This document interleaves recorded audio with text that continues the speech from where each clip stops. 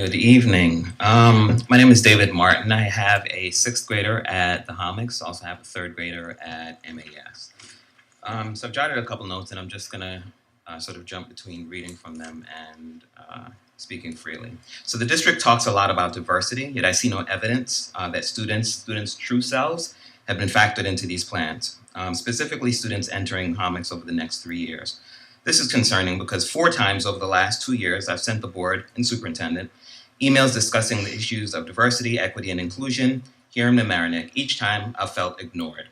I mention this because inherently changes like this are tremendously affected and impacted by issues of race, diversity, which I don't see accounted for in the plans or any of the issues that we've discussed this evening, particularly talking about how students learn, how students interact with each other, how students think about the relationships between each other, which in a lot of cases these students have not had exposure to in previous years before getting to Hommocks.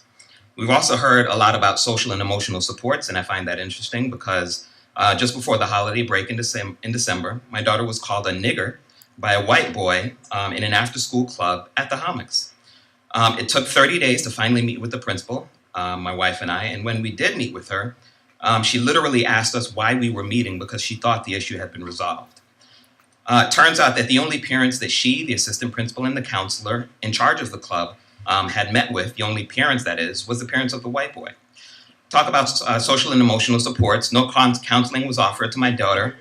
I'm going to finish. Thank you. The other 2 black students who were called this horrendous word, same situation, no counseling. No mediation was provided for these students involved so that they could work through this issue, all while they continued to attend the same after-school club. The team, talk about working together as a team and the team knowing what's happening. When we talked to the team the week previous, when we had a conversation with them about how our daughter was doing, again, she had all of the team members, no one knew what had happened. None of the 3 black children and their parents had been met with, yet when we did meet with the principal, we were told that the issue had already been resolved. So didn't meet with the black parents, yet the issue is behind us. It would seem logical that the district would leverage the knowledge of the teachers, staff, and proposing any changes. The principal mentioned valuing teachers and staff, yet based on the presentation of the principal, it seems as though, thank you very much, I appreciate that. In fact, most of what I see appears to be a foregone conclusion with cursory input for teachers and instance, which just kind of seems like what will advisory look like. It doesn't seem like there was any input by teachers, staff, parents before we got here, which seems like something you would want to do before you begin this process.